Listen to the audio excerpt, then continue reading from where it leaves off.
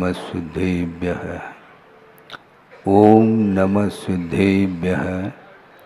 ओम नमः सिद्धेभ्यः।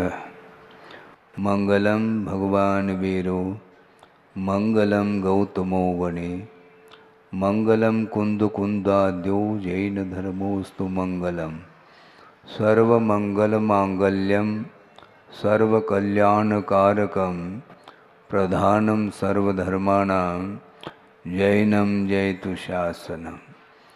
अहिंसा परमो धर्म की, महावीर भगवान की। प्रातः स्मरणे परम पूजाचार्य गुरुवर श्री विद्यासागर जी मुनि महाराज की जय।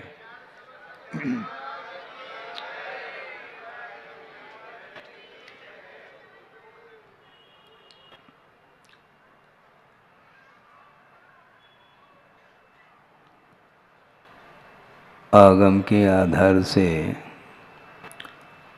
कुछ विचार रखे थे और उसी विषय को थोड़ा सा और आगे बढ़ाते हुए अवशिष्ट विषय को भी रखने का मन है कि संसार में जो सांसारिक वस्तु हैं वे प्रत्येक प्राणी के लिए सुलभ हुआ करते हैं। काम, भोग और बंध की कथा के विषय में रखा था और वह अनंतकालीन वह मोह की परंपरा के कारण जैसे संसारी प्राणी की इच्छा होती है और उस इच्छा की पूर्ति हो भी जाती है, क्योंकि भोगों की जो आकांक्षा है उसको निदान बोला है आगम ग्रंथों में। क्योंकि आर्ध्यान के जो 4 भेद किए हैं उसमें एक निदान बंध नाम का भी आर्ध्यान माना है। तो भोगों की आकांक्षा हमेशा संसारी प्राणी की बनी रहती है और वह भविष्य में भी इसी सुराख में रहता है कि भगवान जो कुछ भी पुण्य के उदय में वर्तमान में जो संपदा मिली है, जो वैभव मिला है, इसी प्रकार जहाँ भी मैं अगले भाव में जाऊं वहाँ पर भी इसी प्रकार का वातावरण, इसी प्रकार की संपदा, वैभव, सुख सुविधा मुझे प्राप्त हो, इस प्रकार का भाव उसके अंदर हमेशा रहता है। और एक बहुत मार्गी की बात आपके सामने रख रहा हूँ कि मोक्ष मार्ग की सामग्री की इच्छा रखना यह निदान की कोटि में नहीं आता। क्या कहा, सुन रहे हैं?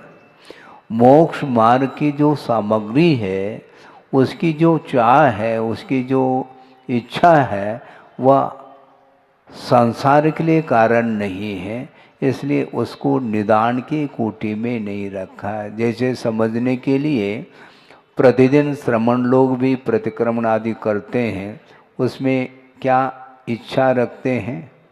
दुख खाओ, कम खाओ, बोहि लाहो, सुगई गमनम, समाय मरणम और जिनगुण संपत्ति हो मज्जम। जिनेन्द्र भगवान की जो गुणों की प्राप्ति मुझे हो, वह संपदा मुझे प्राप्त हो जाए, इस प्रकार का भाव उनके अंदर आता है। इसलिए यह प्रशस्त निदान की कोटि में आता है, क्योंकि इसमें इस प्रकार के पवित्र भावों के माध्यम से कभी भी संसार का विकास नहीं होता, बल्कि संसार के विच्छेद में ही ये सारे कारण सिद्ध होते हैं। तो इसलिए वस्तुतः जो अप्रशस्त निदान है भोगों की आकांक्षा के रूप में, वो यदि परिणाम होते हैं तो आचार्यों ने कहा है कि ये सारे अप्रशस्त निदान का अर्थ भोगों की जो आकांक्षा है, इस आकांक्षा के माध्यम से सम्यक की विराधना होती है, ऐसा आगम का उल्लेख है।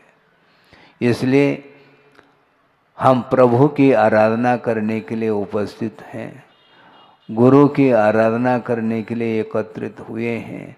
और प्रभु और गुरु की आराधना के पीछे हमारा लक्ष्य, हमारा उद्देश्य होना चाहिए कि भगवान जिस प्रकार आपने रत्नत्रय को प्राप्त करके मोक्ष मार्ग पर आरूढ़ होकर के जो साधना की है, उस साधना के फलस्वरूप आपको जो उपलब्धि हुई है, जो निर्वाण का लाभ हुआ है, वही लाभ मुझे भी प्राप्त हो, इस प्रकार भाव रखना ये हमारे लिए इष्ट है। वरदान शुद्ध होता है इसके माध्यम से। लेकिन ये बहुत इस प्रकार के पवित्र भावों का होना ये सुलभ नहीं है, क्योंकि काम भोग और बंध की जो कथाएं हैं वो तो बिल्कुल आबाल वृद्ध उससे परिचित है और वह सुलभ है, किंतु यह दुर्लभता की कोटि में आता है। तो आप क्या चाहते हैं? बोलो। महाराज हमें मुक्ति चाहने हैं। बुंदेलखंडी वो बोलते हैं चाहने से नहीं मिलता, ध्यान रखो।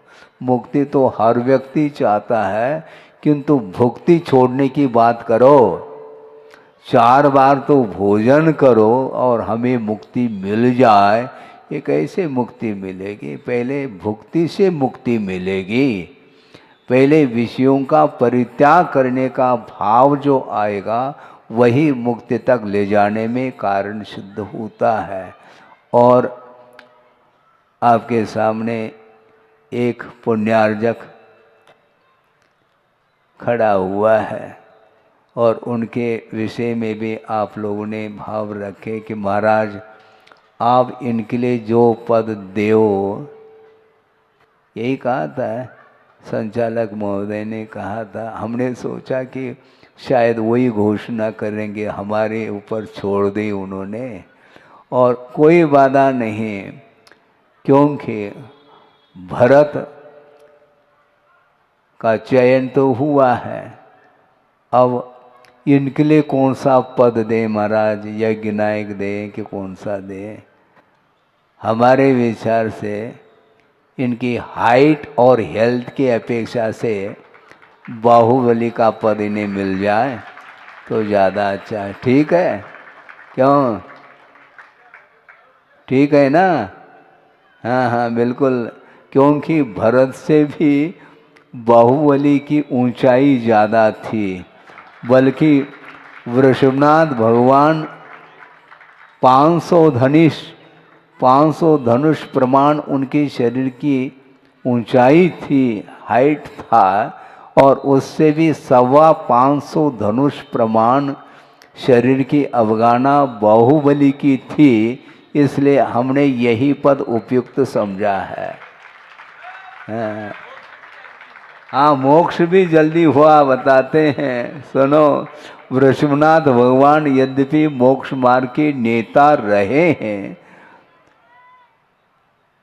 और धर्म का संचालन धर्म रत्न है, वह उसका संचालन वृषभनाथ भगवान कर रहे हैं और विश्व का कल्याण उनके द्वारा हो रहा है, अलग वस्तु।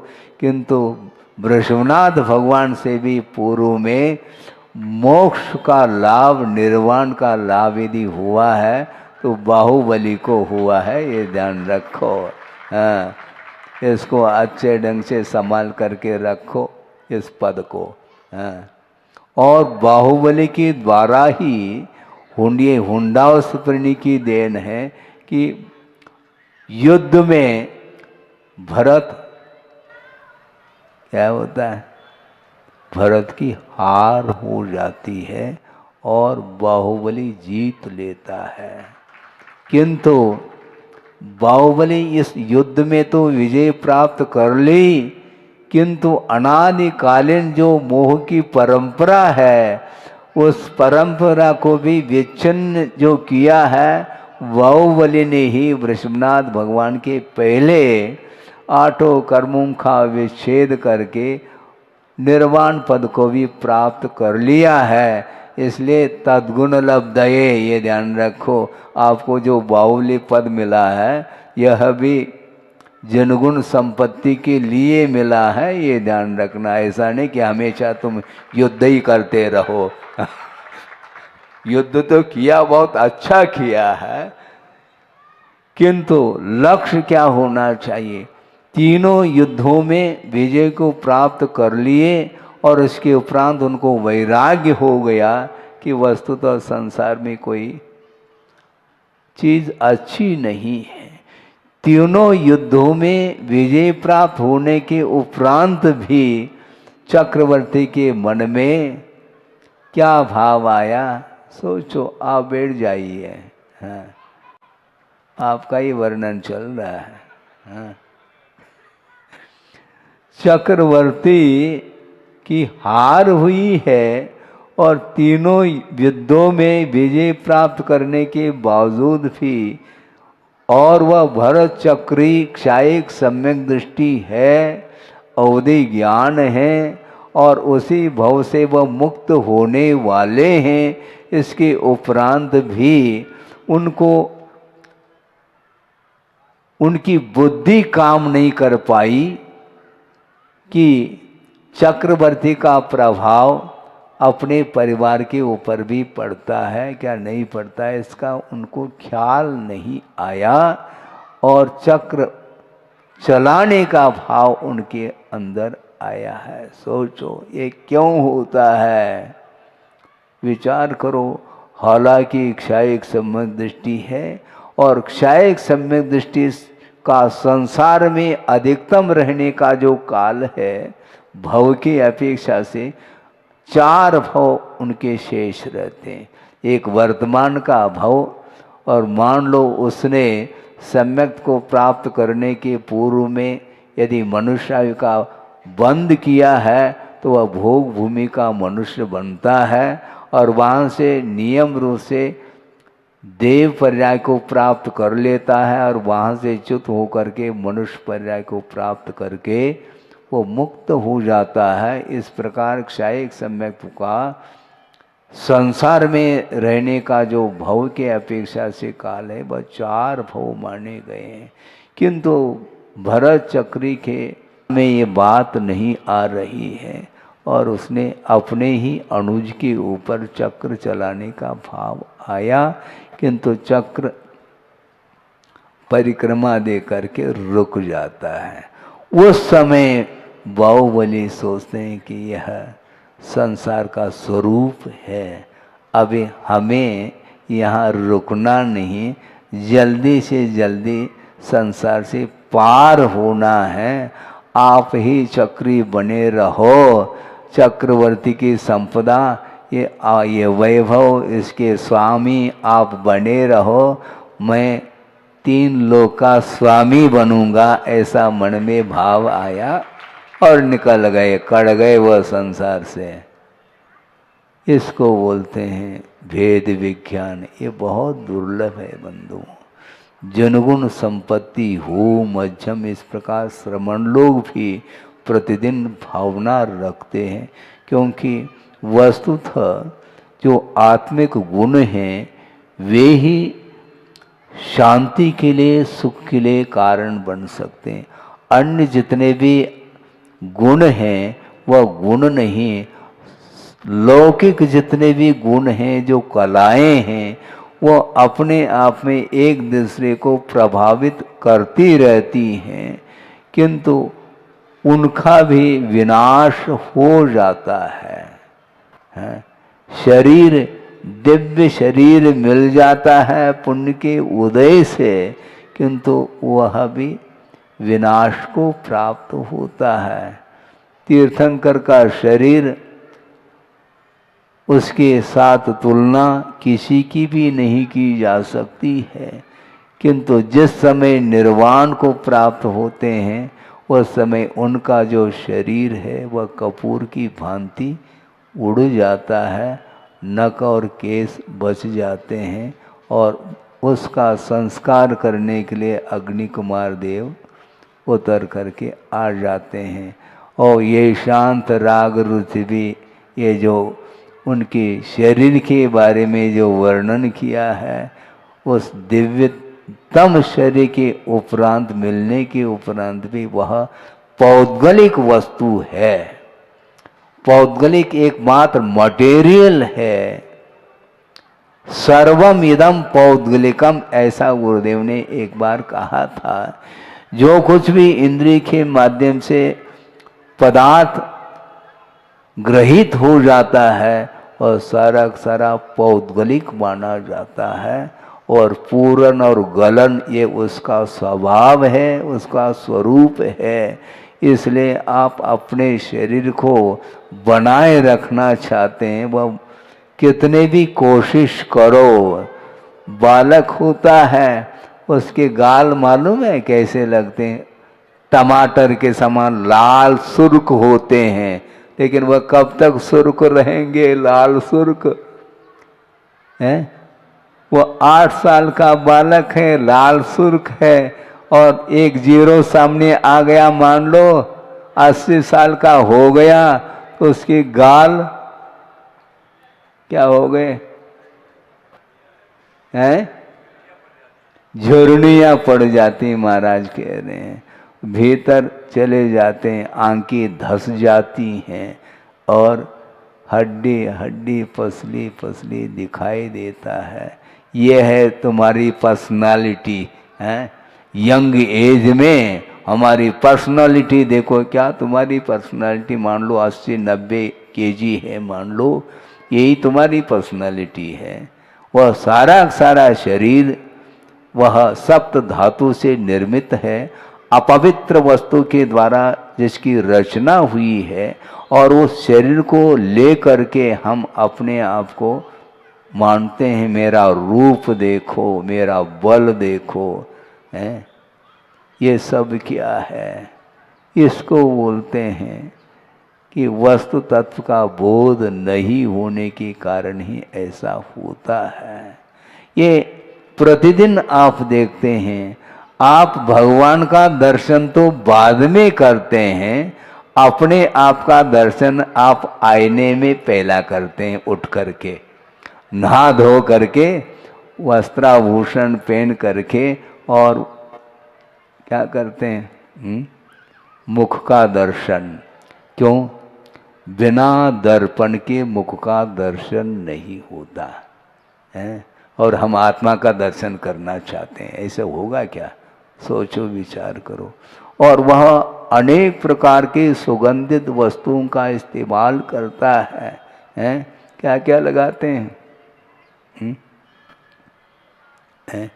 एक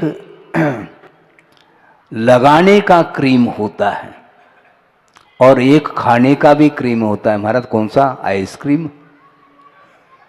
उसमें भी क्रीम लगा हुआ है, मलाई जिसको बोलते हैं। आइसक्रीम खाते हैं और क्रीम पाउडर लगाते हैं, फिर बाद में आप निकलते हैं कहाँ से? घर की बाहर जाना हो तो आपका ड्रेस अलग रहता, भले एड्रेस वही रहा, अभी बाधा नहीं। और भीतर रहते हैं, भीतर कौन देखता है महाराज? अंधेरे में कोई एक दूसरे को हम देख नहीं पाते हैं। फटा हुआ भी यदि मान लो वस्त्र हो, वो उसी को पहन करके बस सो जाता है, क्योंकि कोई दिखाई नहीं देता।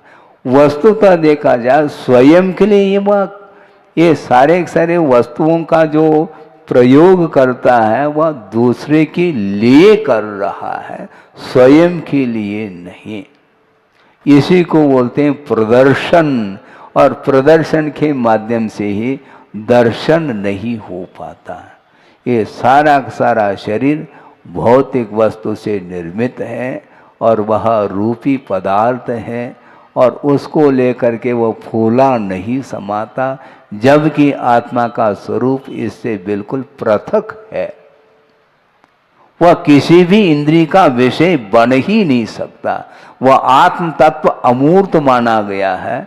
अमूर्त आत्म तत्व का दर्शन यदि करना चाहो तो केवल ज्ञान जल्दी से जल्दी प्राप्त करो। इसलिए 3 युद्धों में हारने के बाद बाहुबली ने सोचा कि अब हमें आत्मा का दर्शन करना है। इसलिए निकल गए वो, क्योंकि वृषभनाथ 3 लोक के नाथ बन गए हैं और मुझे भी उनके द्वारा बताया हुआ जो मार्ग है उसी मार्ग पर मुझे भी चलना है। और वह मोक्ष मार्ग दिखाई नहीं देता, ये ध्यान रखे। बहुत सारे मार्ग है जो देखने में आते हैं, आते हैं क्या नहीं है? ट्रेन से आप यात्रा करते हैं तो मार्ग देखने में आता है, पटरी देखने में आती है। आप बाय बस चले जाते हैं, बाय कार चले जाते हैं, 2 व्हीलर से जाते हैं, ये सारे सारे मार्ग दिखाई पड़ रहे हैं।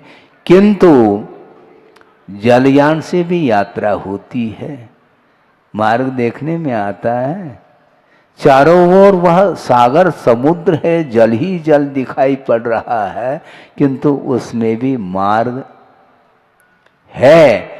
आपके लिए वह दृष्टिगोचर नहीं हो रहा है, किंतु दिशा सूचक जो यंत्र है उसके माध्यम से ही मार्ग का बोध हो जाता है और वह जलयान के माध्यम से गंतव्य तक पहुंच जाता है। इसी प्रकार एरोप्लेन मार्ग दिखाई देता है? बिल्कुल नहीं देता।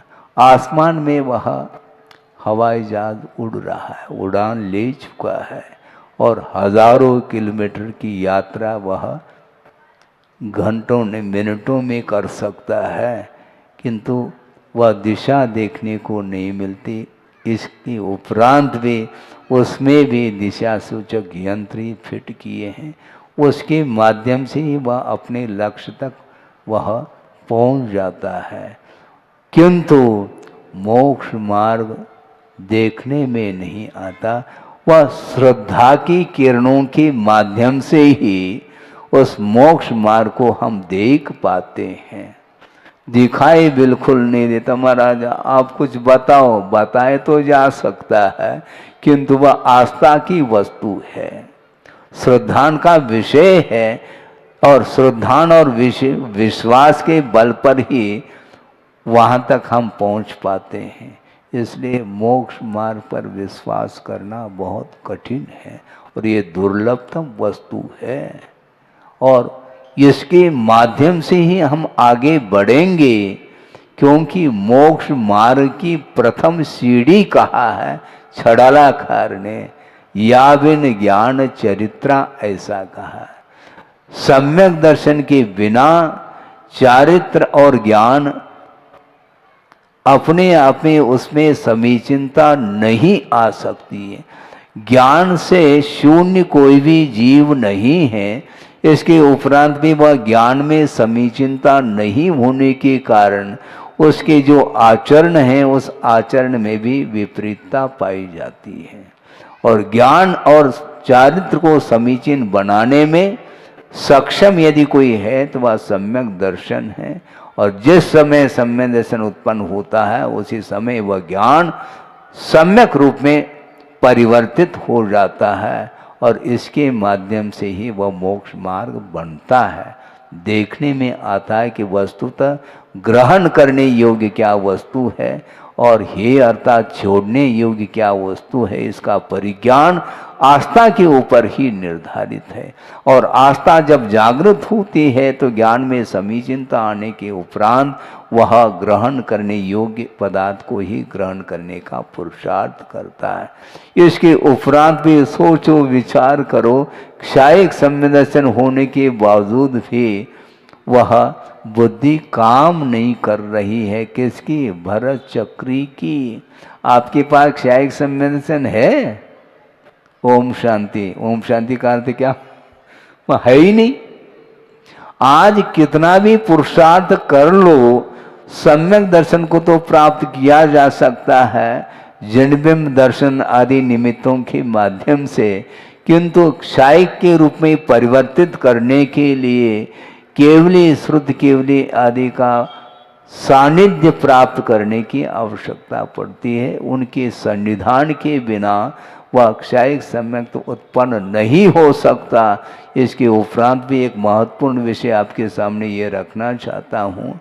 बहुत सारे लोग पहुँचे हैं समोसरण में और तीर्थंकर विराजमान हैं। उनके पाद मूल में पहुँचने के उपरांत भी सारे सम्यक दृष्टि शायक के रूप में परिवर्तित नहीं कर सकते उस सम्यक्त को। ऐसा क्यों महाराज? इसमें क्या बाधा आ रही है? बाधा कुछ नहीं है, लेकिन बहुत बड़ी बाधा है। निकट पहुंचे हैं, प्रभु के चरणों में बैठे हैं, इसके उपरांत भी उपादान के अनुरूप कार्य होता है, उसकी योग्यता के अनुरूप ही कार्य होता है। इसी को कैपेसिटी अथवा एबिलिटी बोलते हैं ना। टीचर है, प्रोफेसर है, वह छात्र को, विद्यार्थी को पढ़ा रहा है और निष्पक्ष भाव के साथ सबके लिए उसने पढ़ाया। इसके उपरांत भी एक मेरिट में आ रहा है और एक फेल हो रहा है। इसमें कारण क्या है? इसमें प्रोफेसर का कोई इसमें दोष नहीं है, किंतु जिसके अंदर योग्यता नहीं है वह ज्ञान इसलिए हासिल नहीं कर पा रहा है। इसलिए कई बार धर्म श्रवण किए होंगे, कई बार जिनबिंब का दर्शन भी किया होगा। कल भी जैसा हमने कहा था कि गुरुदेव ने कहा कि वंदना करना सीखो, इसी से स्पष्ट है। अतीत में हम लोग अनंत बार स्वर्ग गए होंगे। गए क्या? नहीं गए होंगे। क्यों नहीं गए होंगे? क्यों? अनंत काल से चले आ रहे हैं अपन। जब परिवर्तन हो रहा है, भव परावर्तन आदि हो रहा है, तो अनंत बार गए हैं, इसमें कोई दो राय नहीं। और स्वर्गों में जो अकृत्रिम चैतालय हैं वो क्या है, कैसे हैं मालूम है? 500 धनुष की अवगाना को लेकर के रत्नमयी प्रतिमाएं वहां पर हैं। वो अकृत्रिम है, किसी के द्वारा निर्मित नहीं है वो। और उनका दर्शन करने के उपरांत भी सम्यक को प्राप्त नहीं कर पाए। अब सोचो, इसलिए गुरुदेव जो कहते हैं बहुत वो सोच विचार करके, बल्कि आगम के अनुरूप ही उनके वचन निकलते हैं। इसलिए उनका ये कहना रहा कि वंदना करना सीखो। बैठ गए और मंगलाचरण किया, कायस्वर किया और प्रारंभ वाचना प्रारंभ हो गई। और वो तो ऊपर बैठे हैं, उनकी निगाह सबकी ओर रहती है, ध्यान रखें। वो कब देखते हैं ये मालूम नहीं पड़ता। और हुआ क्या है, एक महाराज की दृष्टि साइड में चली जाती है। तो गुरुदेव ने क्या कहा, क्यों आपको ग्रंथ नहीं मिला? नहीं महाराज मिल गया। तो और क्या चाहिए? कोई पेन तो नहीं चाहिए? नहीं कुछ नहीं। पर उधर क्यों देखता है? साइड में क्यों दृष्टि तुम्हारी जा रही है? जबकि तुमने मंगलाचरण किया है, कायस्वर किया है और ग्रंथ आपके पास है, तो आपकी दृष्टि ग्रंथ की ओर होनी चाहिए। और ये स्वाध्याय प्रारंभ हुआ है तो हमने सोचा, इसीलिए हमें अपने आप शिक्षा प्राप्त होती है। क्योंकि किसी न किसी के ऊपर वह प्रसंग आ जाता है, हम और अलर्ट हो जाते हैं, हमारे ऊपर भी वही प्रसंग आ सकता है, पॉसिबिलिटी है, इसलिए पहले से अलर्ट हो जाते हैं। इस प्रकार वो सबकी ओर दृष्टि उनकी होती है। सोचो, विचार करो, एकाग्र मना हो करके हम कोई भी धार्मिक कार्य करते हैं तो उसमें सफलता मिलती है। ये बहुत कठिन है बंधु, क्योंकि वर्तमान में वैसे ही पाश्चात्य संस्कृति है, विपरीत हवा चल रही है और उस विपरीत हवा के कारण वह सम्यक दर्शन रूपी दीपक वह चलायमान हो सकता है। तूफान है और वह दीपक बुझ जाए तो इसमें आश्चर्य नहीं, किंतु न बुझे इसमें आश्चर्य है। इसी प्रकार इस विपरीत वातावरण में, पंचम कलिकाल में देव गुरु शास्त्र का समागम हमें प्राप्त हो रहा है, उसका सदुपयोग हम करते हैं तो निश्चित रूप से भवांतर में भी मोक्ष मार्ग की सामग्री हमें उपलब्ध हो सकती है। इस प्रकार का सात्य पुण्य का संचय हम वर्तमान भाव में यदि करते हैं तो निश्चित रूप से भविष्य उज्जवल होगा। महाराज भविष्य कैसा होगा हमारा, तुम्हारे हाथ में है, हमारे हाथ में थोड़ा ही। आपका भविष्य आपके हाथ में है, प्रभु के हाथ में और गुरु के हाथ में नहीं, क्योंकि वह बहिरंग निमित्त है और अंतरंग निमित्त अपना परिणाम माना जाता है और उस परिणाम के अनुरूप ही परिणाम भी निकलता है। परिणाम के दो अर्थ है, परिणाम का अर्थ भाव होता है और एक परिणाम का अर्थ रिजल्ट होता है। तो आपका जो भाव है वही रिजल्ट के लिए कारण है। प्रभु प्रभु हैं, वह अपने आप में लीन हैं। विश्व सारा का सारा विश्व उनके केवल ज्ञान में अवतरित हो रहा है। इसके उपरांत भी उनके अंदर एक क्षण के लिए भी उन पदार्थों के प्रति उनका कोई आकर्षण नहीं रहा। क्यों? मोह का अभाव हो चुका है। इसलिए पर पदार्थों से आकर्षित संसारी प्राणी इसलिए हो रहा है क्योंकि हमेशा मोह के साथ वह जीता है। इसलिए मोहनी कर्म का जब तक अभाव नहीं होगा तब तक स्वरूप का संवेदन संभव नहीं। लेकिन प्रभु को किस प्रकार वैराग्य होता है, किस प्रकार केवल ज्ञान होता है, किस प्रकार निर्वाण का लाभ होता है, किस प्रकार की वो साधना करते हैं, ये सारा विषय अपने को देखने को मिलना है। इसलिए आप बहुत शांति के साथ, हमने इसलिए कहा था आप हाथ जोड़ करके बैठो, हमारी ओर दृष्टि आपकी है, ये बिल्कुल ठीक है, किंतु आपका जो उपयोग है, मन है, वह भी प्रभु अथवा गुरु के चरणों में ही रहना चाहिए। उसके बिना किसी भी प्रकार से आत्मिक विकास नहीं हो सकता। शारीरिक सुख अलग है, मानसिक सुख अलग है और आत्मिक सुख अलग है। ये तीनों प्रकार के सुख है। आप भोजन करते हैं, जब तक भोजन नहीं करते हैं तब तक चेहरा देखो, वो भी देखने लायक रहता है। मतलब देखने लायक का अर्थ चेहरे पर रौनकता नहीं रहती, चेहरा चमकता नहीं है। और चेहरा लाइटेड कब होता है? जब भोजन करते हैं तब। भोजन करने के पूर्व में आप कितने ही क्रीम और पाउडर से इसको पोत दो, किंतु वह रौनकता नहीं आ सकती जो कि भोजन के उपरांत आती है। इसको बोलते हैं शारीरिक सुख, शांति। इसी प्रकार भरपेट भोजन करने के उपरांत फिर वह मानसिक सुख की ओर उसकी दृष्टि जाती है। फिर क्या होता है? फिर वह कोई भी आपकी गुणों को लेकर के कोई प्रशंसा कर दें तो उस समय आपको जो तसल्ली मिलती है, जो आह्लाद का अनुभव होता है, वह मानसिक सुख के अंतर्गत आता है। आपके अंदर बहुत सारे गुण हैं, किंतु उस गुण की कोई प्रशंसा यदि नहीं कर रहा है तो उन गुणों की कोई वैल्यू समझ में नहीं आती, कीमत है।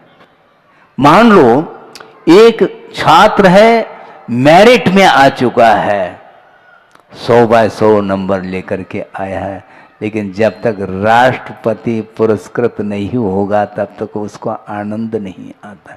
अरे मार्ग तो पूरे के पूरे मिल चुके, उसको आनंद आना चाहिए ना। किंतु राष्ट्रपति के द्वारा वह पुरस्कृत होता है तो उस समय वह हाईलाइट हो जाता है पूरे भारतवर्ष में, उसको आनंद आता है। ये कौन सा आनंद है?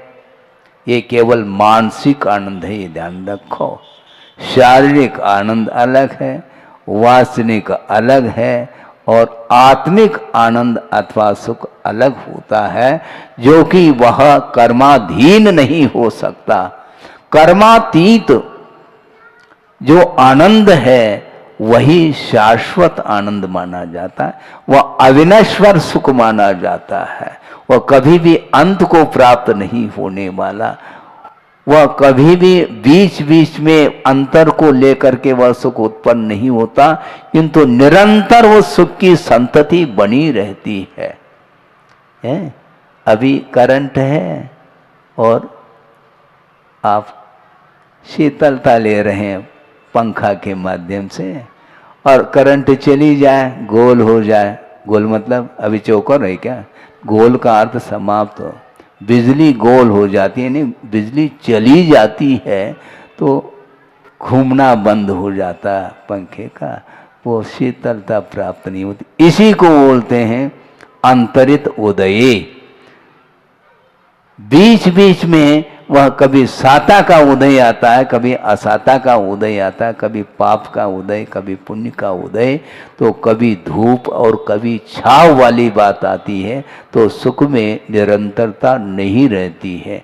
किंतु जो आत्मिक सुख प्राप्त होता है जीव को, मुक्त जीव के लिए निरंतर अनंत सुख का संवेदन वो करते रहते हैं, इसको बोलते हैं अलौकिक सुख।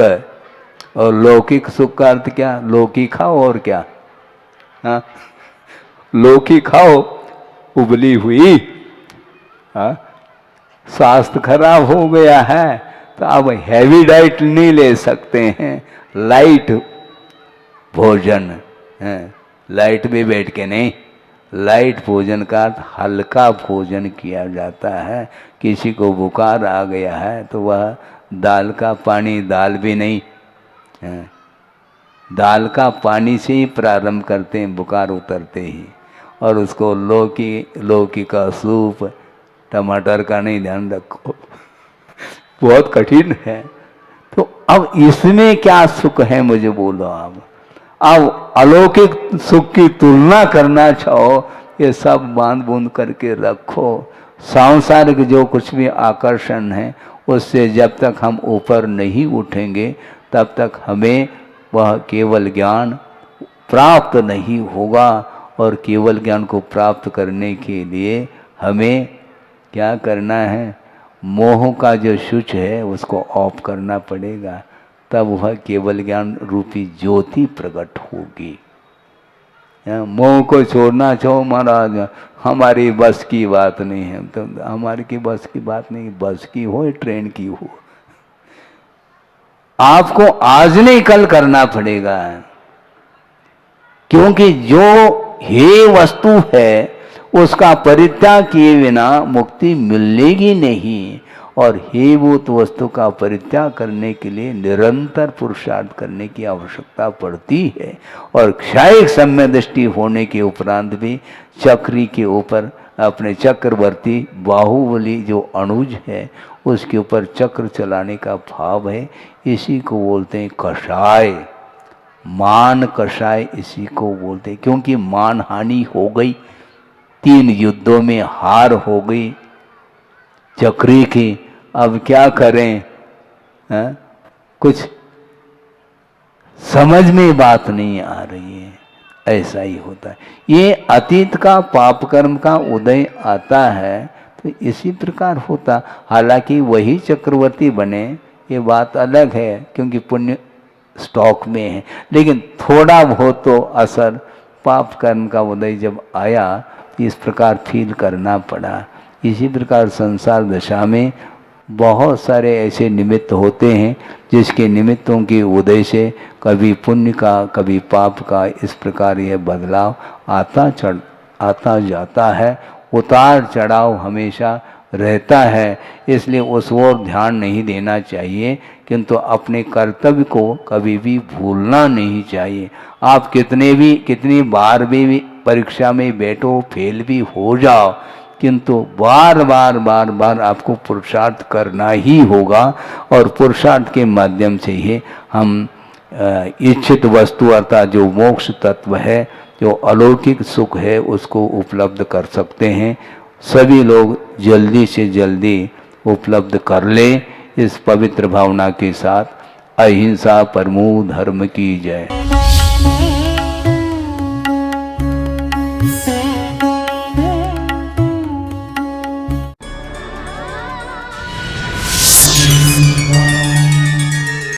We are hiring.